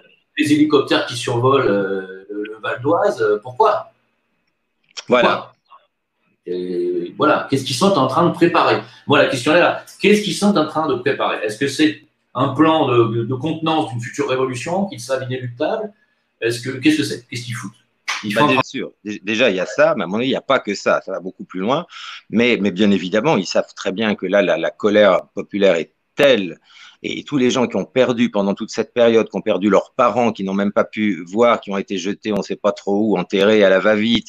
Enfin, je veux dire, il y a des drames humains absolument inimaginables, tout ça à cause de la manière dont ça s'est passé. Quand on compare avec d'autres pays qui ont contenu de tout ça, qui ont ou choisi la méthode du confinement, mais 15 jours, et alors là, sérieux, pendant que les hôpitaux sont bien équipés, etc., ou ont choisi le modèle de la Suède en se disant que l'autorégulation du système immunitaire, tout ça. Bon, bref, en tout cas, on est le pays qui a évidemment le moins bien géré ça, avec comme ils appellent ça, des dommages collatéraux qui sont tellement énormes que même eux ont conscience qu'il y a une haine contre eux qui est absolument inextinguible. Et alors là, pour une fois, toute tendance politique confondue, là on n'est plus là-dedans. Et donc, tous les gens qui ont perdu des proches, qui sont morts, qui n'ont pas pu même enterrer, tout ça qui aurait pu être parfaitement évité, c'est sûr que jamais la colère populaire avait atteint un tel stade. Donc, bien évidemment, ils ont la trouille. Donc, effectivement, c'est déjà pour ça, bien sûr.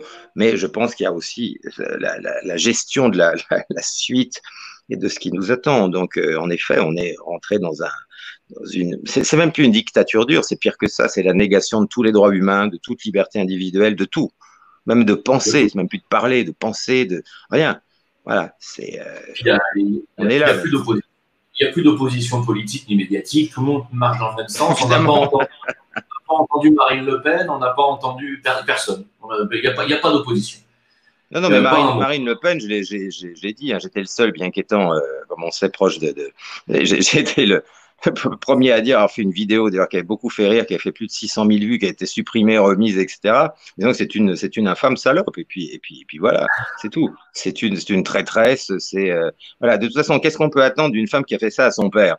Déjà, elle a touché un truc assez profond en dehors de toute politique. Moi, je connais des gens. Je me rappelle un type qui m'avait dit, et il aime pas du tout les idées de droite. C'est plutôt un socialo. Bon bref, mais lui-même m'avait dit un truc qui m'avait marqué. Il m'avait dit: pour moi, je ne suis pas Jean-Marie Le Pen, Marine Le Pen, tout ça, c'est pas ma tasse de thé, mais quand même, cet homme ne méritait pas ça. C'est-à-dire qu'elle a touché, au-delà des opinions politiques ou autres, vraiment un truc elle n'aura jamais la confiance du peuple. Une femme qui a fait ce qu'elle a fait à Bruno Gollnisch, qui est celui qui a le plus travaillé pour le Front National, la manière absolument infamante dont elle traite tous les gens qui l'ont aidée, qu'elle trahit systématiquement, ce qu'elle a fait à son père, à qui elle doit tout, alors que c'est juste une petite bourgeoise qui serait là à faire deux, trois, on ne sait pas quoi.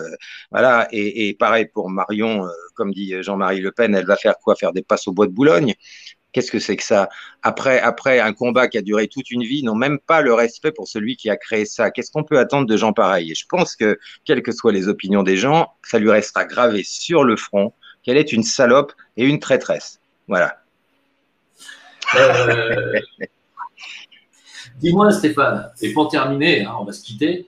Je remercie d'avance tout le monde et tous ceux qui nous ont regardé à l'instant en direct. On était 1600, ça fait plaisir. Bah, on les salue.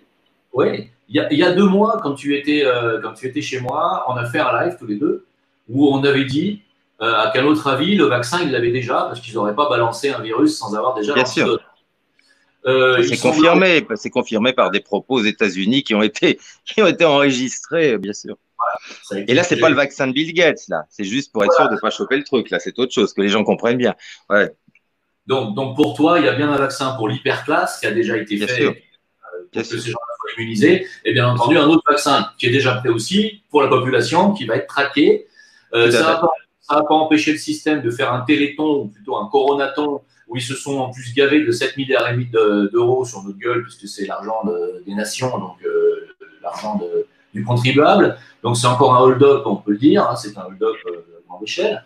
Et puis, le vaccin qui arrive pour la population, qui est déjà prêt et ils ont prévu de nous le mettre entre l'automne et l'hiver prochain. À ton avis, on va le payer ou il va être gratuit? Je pense même au point où c'en est, je pense qu'on va le payer, ouais.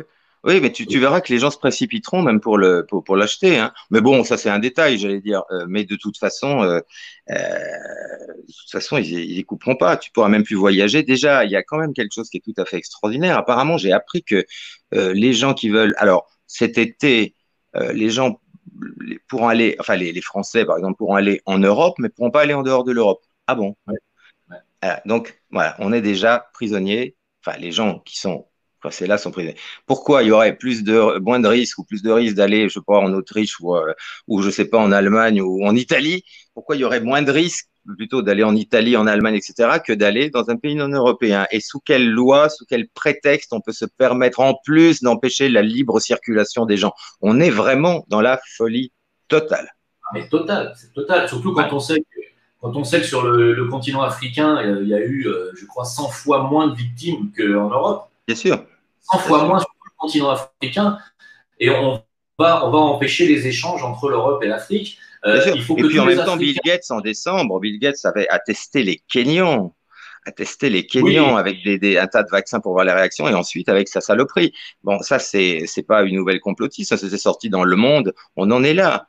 Bon, ils sont en train de mettre sous la peau des Kenyans, des enfants kenyans et Malawi, le carnet de vaccination numérique Microsoft. Absolument.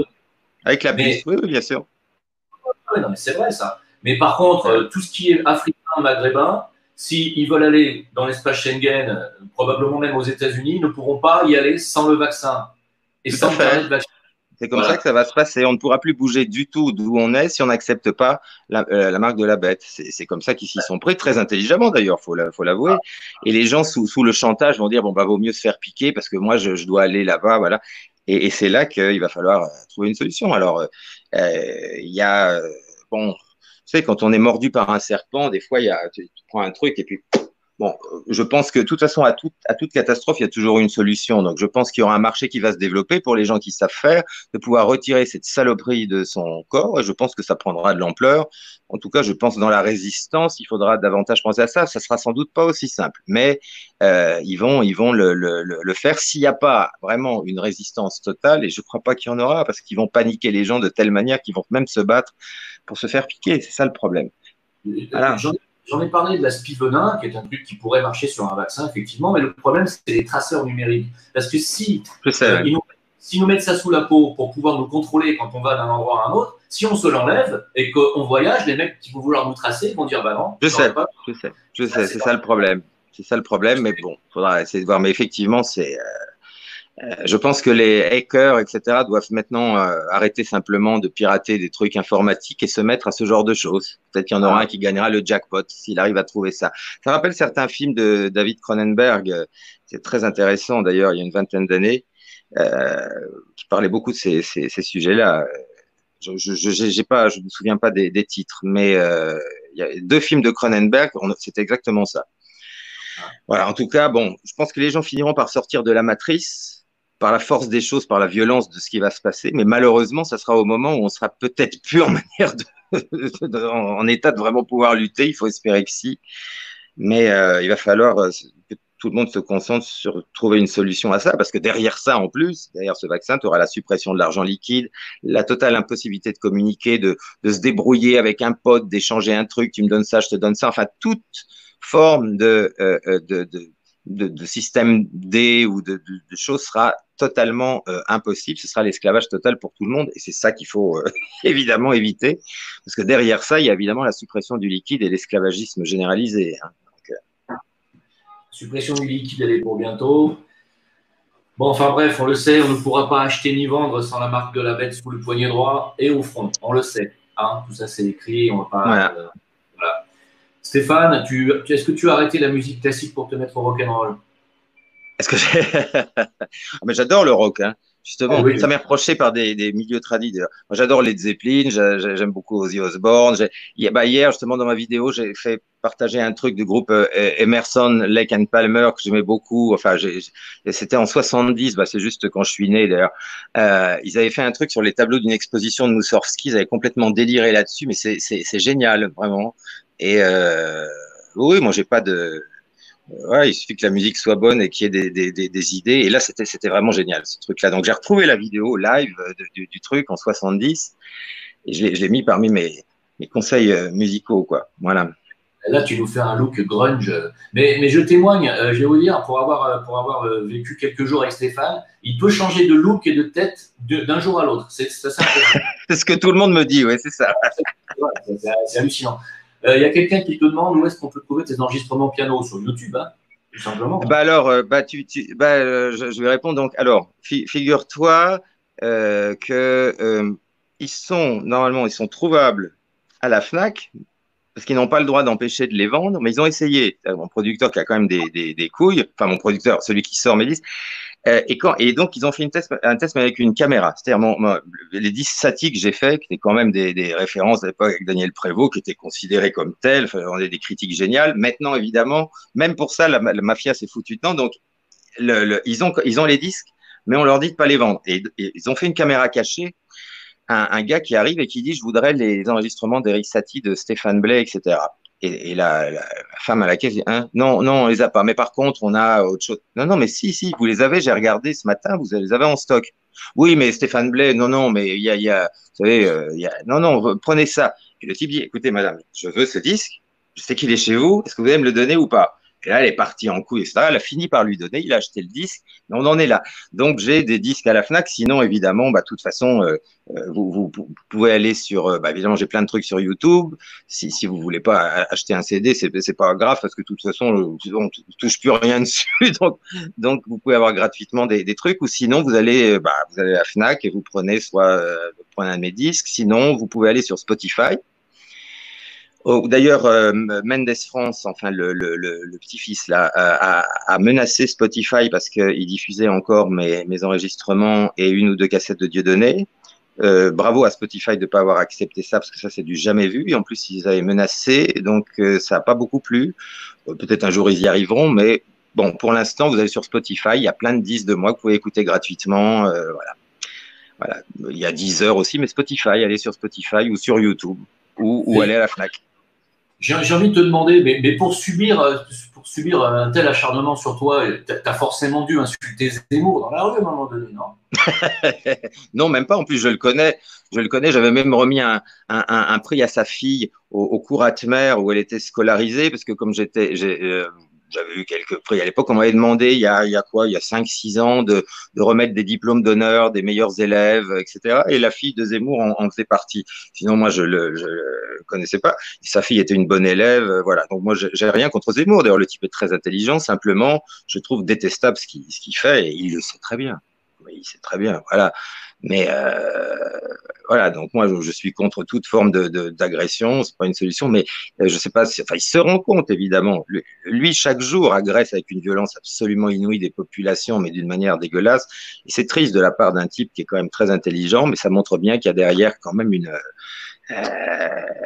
Bon, quand je pense que des gens qui n'ont pas un mot raciste comme Soral ou moi, on se prend des procès et que avec les abominations que Zemmour balance, je veux dire, il a eu un seul procès où il était condamné à 3 000 euros, on ne sait pas, après je ne sais même pas si ça a été annulé ou pas annulé. Chaque jour, il pourrait y en avoir des centaines. Moi, je ne suis pas non plus pour l'acharnement judiciaire, hein, mais je veux dire, ça montre absolument tout. Je veux dire, il sort des trucs. Bon, donc voilà, bon, je pense que tout le monde a compris. Donc voilà, maintenant, c'est pas en agressant Zemmour que ça va arranger les choses. C'est simplement en montrant que son discours est totalement tronqué et n'est pas honnête. Et que ça n'est pas, contrairement à ce qu'on essaye de faire croire, un patriote français, mais un Sayan israélien. Voilà, c'est tout. Et pour ça, il faudrait qu'il puisse y avoir de nouveau la possibilité d'avoir des dialogues à la télévision et non pas une pensée unique. Donc ça, Mais Zemmour, mais de toute façon, Zemmour a peur d'Alain aussi, donc il l'affrontera pas parce qu'il sait qu'il s'en prendrait une. Et de toute façon, même si Zemmour acceptait, ce qu'il ne fait pas, parce qu'il pourrait faire ça comme nous on est en train de faire, par exemple, et ça, Zemmour ne le fait pas, même s'il se pas. Et à la télévision, bah, évidemment, c'est impossible parce qu'aucune télévision de Monsieur Drahi ou autre n'acceptera d'avoir un débat à Zemmour-Soral, parce que là, pour le coup, Alain met Zemmour en slip, hein, comme dirait Jean-Marie en parlant de Mélenchon, quoi. Donc voilà, donc ça n'arrivera pas. C'est bien. on le sait bien malheureusement. Stéphane, tu restes 2 minutes avec moi. On va mettre fin à ce live et tu restes avec moi 2 secondes. Entendu. Bon, bah merci à tout le monde en tout cas. Bah, salut à tous, hein, tous ceux qui nous ont écoutés. Bah, bonne chance à vous et puis force et honneur. Ciao. Ciao.